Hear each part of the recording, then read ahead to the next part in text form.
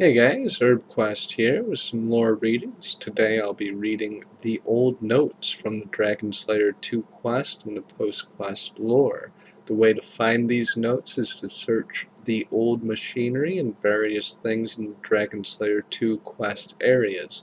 One of the notes can be found on Crandor Island, 6 of the notes can be found on Lithcrin, and 7 of the notes can be found on the Fremennik Island that inhabits Vorkath, the new dragon boss. The author of these notes is said to be the dragonkin that you encounter during the quest, although I think it's Mod Ash IRL. So without further ado, here is the reading of the 14 notes.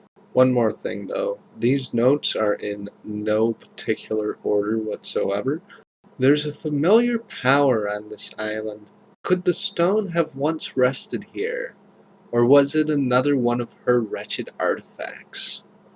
Whatever it was, it has long since gone.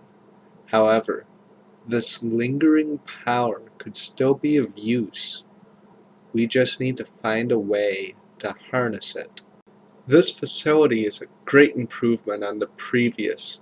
The cold here makes it much easier to store the samples. However, obtaining new ones is not always easy.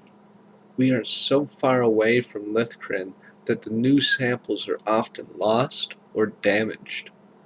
As our operation grows, I feel we will soon need even more room to work.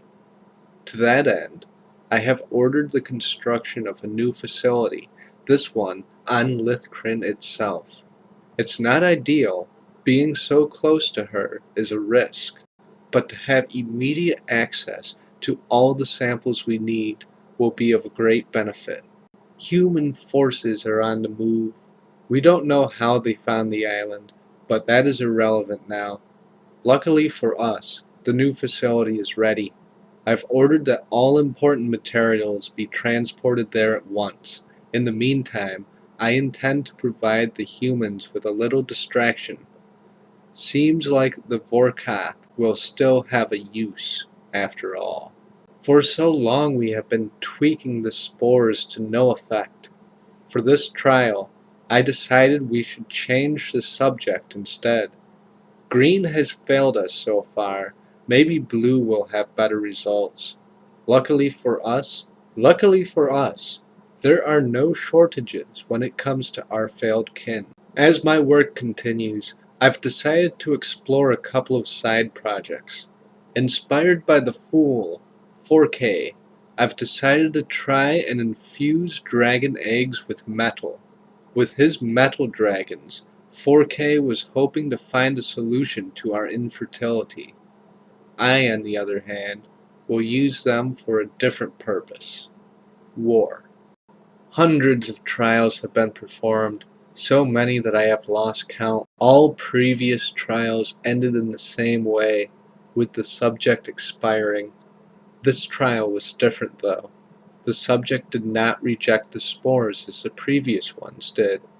Alas, the results were unsatisfactory. The subject displayed heightened aggression as desired. However, its strength is unchanged and its mental capacity is limited. It is encouraging to see that we are on the right lines, but there is still a long way to go. Our work has outgrown this small facility. It is time to move on. She came to Lithcrin. Restricting her island wasn't enough apparently. Now she wants us to leave this one as well. She is naive. We may be safe from the humans now, but they will find us eventually. Once they do, they will not hesitate to destroy her. My way is the only way. I am making good progress, so much so that I've started thinking about how to leave the vault once the weapon is complete. The seals on this place, both physical and magical, are not insignificant. Teleporting isn't an option. We made sure of that. The walls are reinforced by numerous enchantments, as are the doors themselves. Much of it is tied to the key.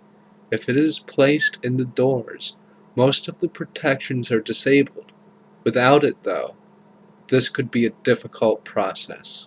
I rarely bother myself with the costs of our trials. However, at times, even I must admit that the price we are paying is steep. We have experimented on so many, even our own kind, all for what has so far amounted to very little. I know our cause is right, though.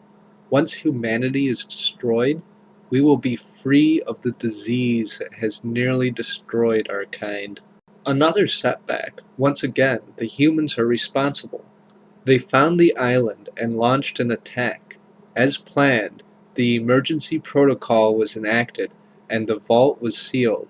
Unfortunately, I was still inside it when this happened. Although I may be trapped here, this could still work to my advantage. There's more than enough samples and materials in storage here. If all goes well, I should have everything I need to finish our work. Another trial, another failure. This was only the second time a subject survived the process. But once again, it was a disappointment. The strength in this one was phenomenal, a true sight to behold. However, it lacked the aggression needed.